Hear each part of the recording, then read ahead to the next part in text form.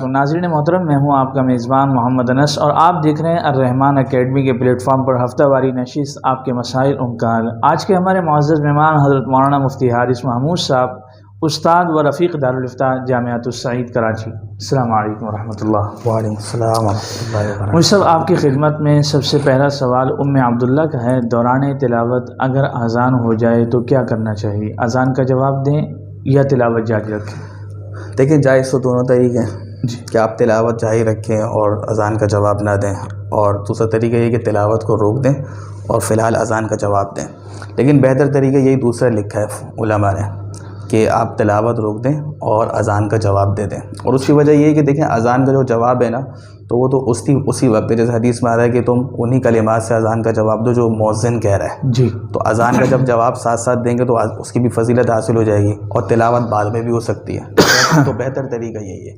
ٹھیک ہے، اگلا سوال ہے عبد الرحمن کہتی ہیں، سجدہ تلاوت کی ادائیگی کے دوران اگر وضو ٹوٹ جائے تو کیا سجدہ تلاوت کا اعادہ کرنا ضروری ہے؟ سجدہ تلاوت کے لیے وہی شرائط ہیں جو کہ نماز کے لیے، جیسے قبلہ رخ ہونا ہے، باوضو ہونا ہے۔ تو اگر سجدہ تلاوت آپ کر رہے ہیں سجدے میں اور وضو آپ کا ٹوٹ گیا تو وہ ادا نہیں ہوگا، اس کو دوبارہ ادا کرنا ہوگا۔ ٹھیک ہے، اگلا سوال ہے ام زینب لکھا غالباً۔ ام زینب پوچھتی ہیں، اگر بچوں کے ہاتھ سے قرآن مجید چھوٹ جائے تو اس کا کیا کفارہ ہے؟ دیکھیں، بچوں کے ہاتھ سے چھوٹ جائے، بسا اوقات بڑوں کے ہاتھ سے بھی چھوٹ جاتا ہے غلطی سے، تو یہ خلاف ادب چیز ہوئی ہے، تو اس کا کوئی کفارہ نہیں ہے۔ جیسے قسم کا کفارہ واجب ہوتا ہے، اس کا کوئی کفارہ نہیں ہے، لیکن یہ کہ توبہ استغفار کرے اور آئندہ احتیاط سے قرآن کریم کو اٹھائے۔ اگلا سوال ہے، بچوں کے قرآن مجید سیکھنے کے درمیان جو سجدہ تلاوت آتے ہیں، کیا ان کی ادائیگی کے حوالے سے کیا حکم ہے؟ اس میں سمجھ لیں 2-3 صورتیں ہیں۔ دیکھیں، جو نابالغ بچے قرآن کریم پڑھتے ہیں، ناظرہ پڑھ رہے ہیں یا حفظ کر رہے ہیں اور سجدہ تلاوت آ گئی ہے، تو جو شخص نابالغ ہے تو اگر وہ قرآن کریم کی وہ آیت پڑھتے ہیں جس پر سجدہ واجب ہو جاتا ہے، تو اگر وہ نابالغ خود پڑھ رہا ہے یا وہ کسی بالغ کی وہ سجدہ تلاوت والی آیت اس نے سن لی، تو دونوں صورتوں میں اس نابالغ کے اوپر تو سجدہ تلاوت کرنا واجب نہیں ہے، کیونکہ وہ نابالغ ہے۔ اب مسئلہ یہ کہ اگر کسی بچے نے آیت سجدہ پڑھی ہے اور کسی بالغ نے وہ قرآن کریم کی آیت سن لی، تو اس پر جو ہے سجدہ تلاوت کرنا واجب ہو جائے گا۔ اور اس میں یہ بھی آپ ملا لیں کہ بسا اوقات جو بچے حفظ کرتے ہیں، تو جیسے کہ ایک آیت سجدہ وہ بار بار اس کو دہراتے ہیں، تو اگر ایک ہی مجلس میں ایک ہی آیت سجدہ 4-5 دفعہ کئی دفعہ جو ہے سن لی ہے بالغ مرد یا عورت نے، تو ایک ہی سجدہ واجب ہوگا اس صورت میں۔ اس سے ہمیں یہ سمجھ میں آیا کہ بعض مرتبہ جو والدہ یا والدین میں سے کوئی ایک یا اور کوئی پڑھانے والا استانی کسی اپنے طالب علم اپنے بچے کو قرآن مجید حفظ کرانے کے لیے یاد کراتی ہے، تو اس وقت اگر وہ سجدے والی آیت خود بار بار دہرا رہی ہو یا بیٹا یا بیٹی دہرا رہی ہو، تو اس صورت میں بالغ پر تو سجدہ واجب ہوگا، جی، نابالغ پر سجدہ واجب نہیں ہوگا۔ اور دوسرا مسئلہ آپ نے یہ بتایا کہ اگر اس آیت کو بار بار پھیرا لگا کے یاد کیا جا رہا ہو تو ایک ہی سجدہ واجب جی، ہوگا۔ بالکل ایسے ہی۔ بہت شکریہ صاحب۔ اگلا سوال ہے کہ جس کمرے میں کمپیوٹر رکھا ہو اس کمرے میں نماز پڑھنے کا کیا حکم ہے؟ دیکھیں، کمپیوٹر اگر بند ہے تو پھر تو کوئی مسئلہ نہیں ہے، آپ نماز پڑھیں، اور اگر کھلا ہوا ہے تو کمپیوٹر ہے یا جیسے لیپ ٹاپس وغیرہ اور اس میں کوئی آفس ورک کر رہا ہے، تو پھر اس کا تعلق اس سے ہے کہ نماز پڑھنے والے کی جو توجہ متاثر نہ ہو۔ جیسے کہ اگر ایک ہی کمرہ ہے، میں قبلہ رخ ہو کے نماز پڑھ رہا ہوں، پیچھے میرا کوئی بھائی وغیرہ لیپ ٹاپ پہ اپنا کوئی آفس ورک کر رہا ہے، تو اس پہ بھی کوئی حرج نہیں۔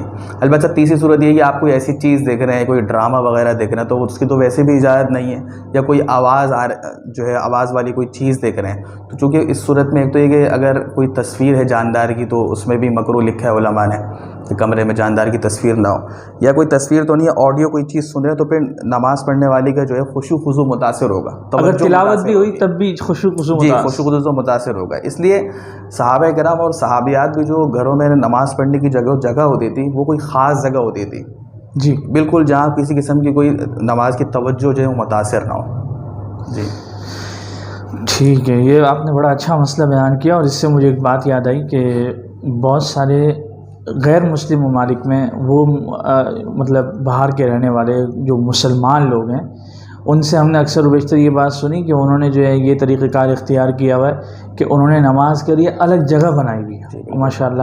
بعض گھروں میں پاکستان میں بھی ایسا ہے، بعض دیندار گھرانوں میں نماز کے لیے الگ جگہ بنا دی، بالکل ایسے ہی الگ ہونی چاہیے جیسے اعتکاف میں آپ نے مسئلہ سنا ہوگا بالکل کہ جو خواتین نے مختص کر رکھی ہے نماز کی جگہ تو وہیں اعتکاف کریں۔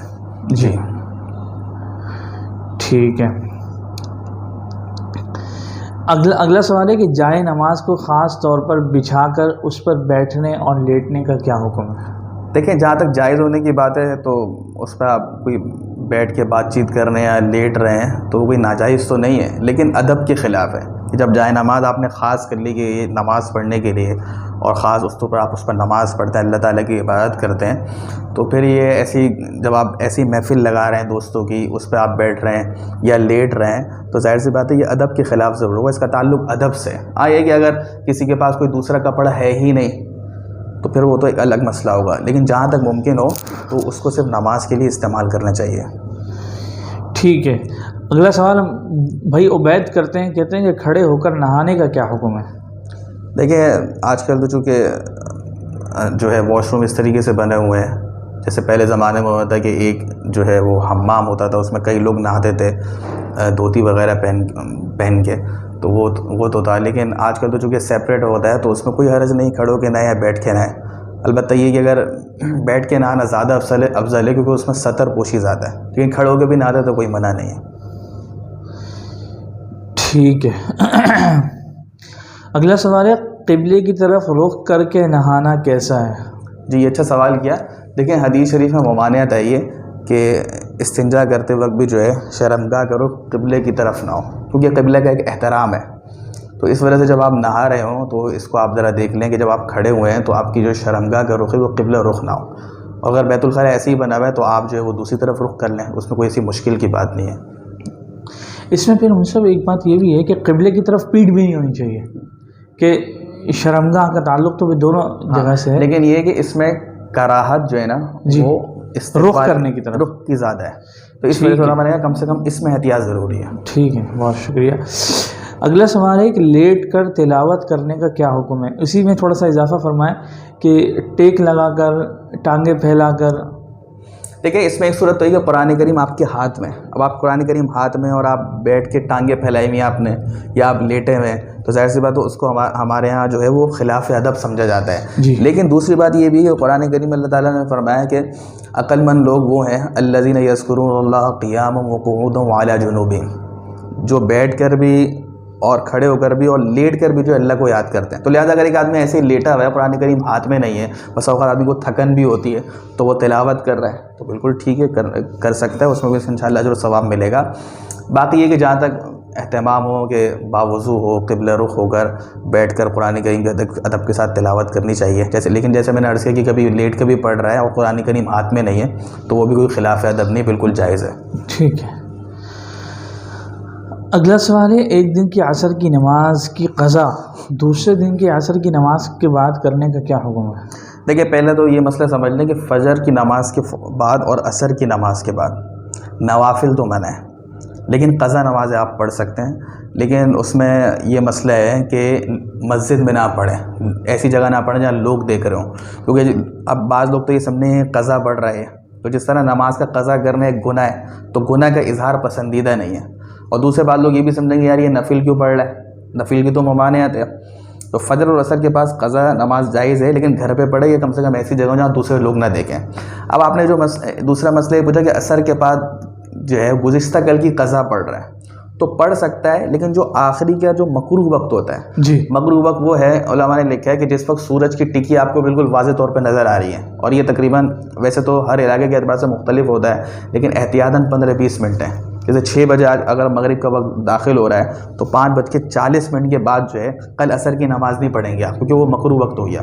اس مکروہ وقت میں صرف اسی دن کی عصر پڑھ سکتے ہیں، اگر آپ نے عصر نہیں پڑھی اور وہ مکروہ وقت آیا تو اسی دن کی عصر پڑھ سکتے ہیں۔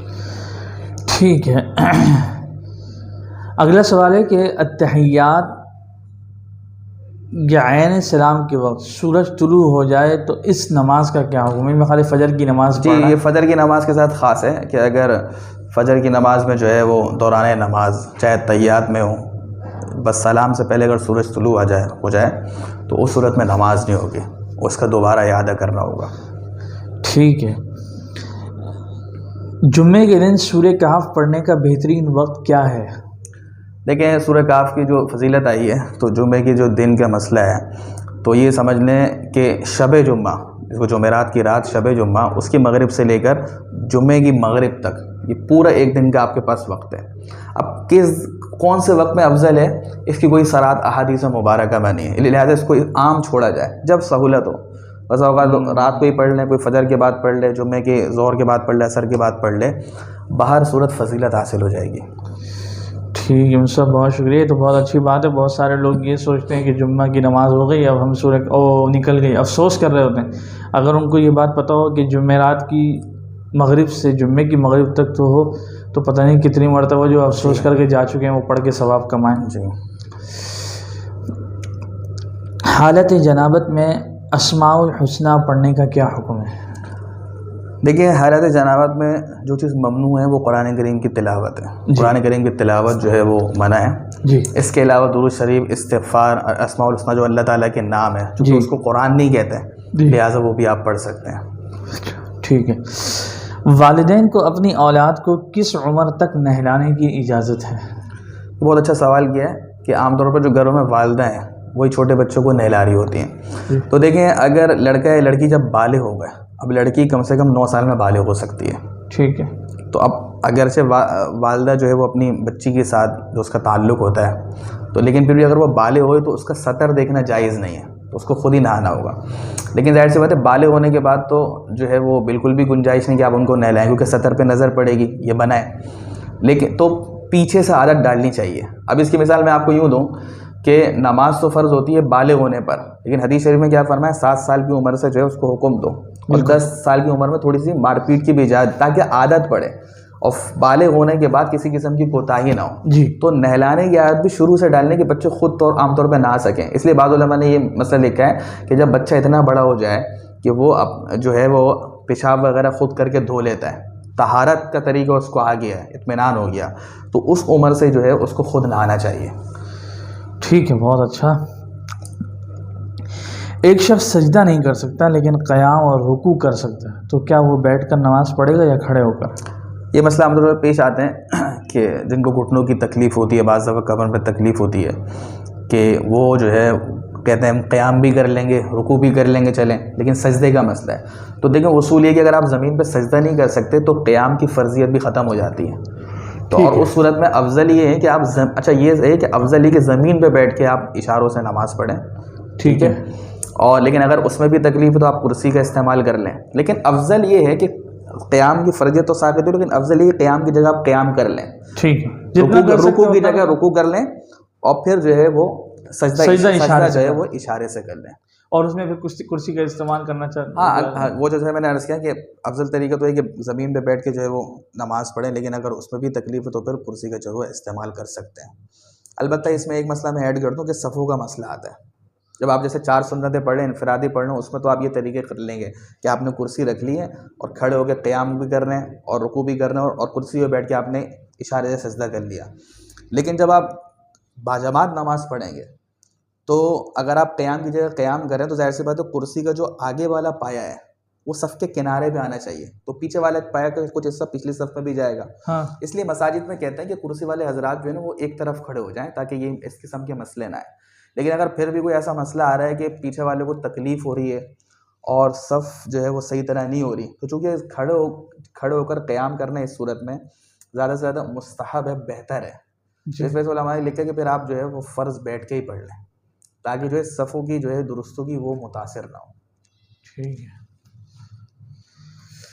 اگلا سوال ہے، bank A T M card پر سالانہ استعمال اور عدم استعمال دونوں صورتوں میں رقم کٹوتی کرتا ہے، اور اس طرح چیک بک پر بھی، کیا یہ درست ہے؟ دیکھیے اے ٹی ایم کارڈ کے اوپر جو سالانہ کٹوتی ہوتی ہے، اب جو جیسا کارڈ ہے، سلور کارڈ ہے، جیسے کارڈ اس حساب سے کٹوتی ہوتی ہے، تو وہ تو کارڈ بنانے کے اوپر ہے۔ تو کارڈ بنانے کی جو سہولت آپ کو سالانہ دی ہے تو اس کی سروس چارجز بینک لیتا ہے۔ اب وہ آپ کے اوپر ہے، آپ استعمال کریں نہ کریں۔ اسی وجہ سے دیکھیں آپ بہت زیادہ ٹرانزیکشن کر دیں یا کم کر دیں تو وہ فیس ایک ہی ہے، تو وہ تو کارڈ بنانے کی اجرت ہے، اس کی سروس چارجز ہیں، تو اس میں کوئی قباحت نہیں ہے۔ اور دوسرے آپ نے چیک بک کا پوچھا ہے، جی تو چیک بک تو جو ہے جیسے جو بینکس ہیں، تو جیسے میں بات کروں کہ کنونشنل بینک کا تو استعمال نہیں، ویسے بھی نہیں، سیونگ اکاؤنٹ میں تو جائز ہی نہیں ہے، کرنٹ ہاں اکاؤنٹ سے بھی بچنا چاہیے، لیکن اسلامی بینک میں جیسے میزان بینک ہے وہ عموماً وہ تو چیک بک فری دیتے ہیں، تو اگر وہ چیک بک جو ہے تمام اکاؤنٹ ہولڈرس کو فری دے رہے ہیں تو وہ بھی ٹھیک ہے، اس میں کوئی ایسی حرج کی بات نہیں ہے، اور اگر وہ اس کے چارجز دے رہے ہیں تو تب بھی چارجز دے سکتے ہیں، کیونکہ وہ اس پہ خرچہ آیا ہے، وہ آپ ہاں کو بنانے کے دے رہے پیپر لگ رہا ہیں، ہے تو بہت اس میں سارے. ان دونوں مسئلوں میں کوئی ایسی حرج کی بات نہیں ہے۔ انشاءاللہ آپ سے آئندہ اتوار کو اسی وقت ملاقات ہوگی. السلام علیکم ورحمۃ اللہ وبرکاتہ.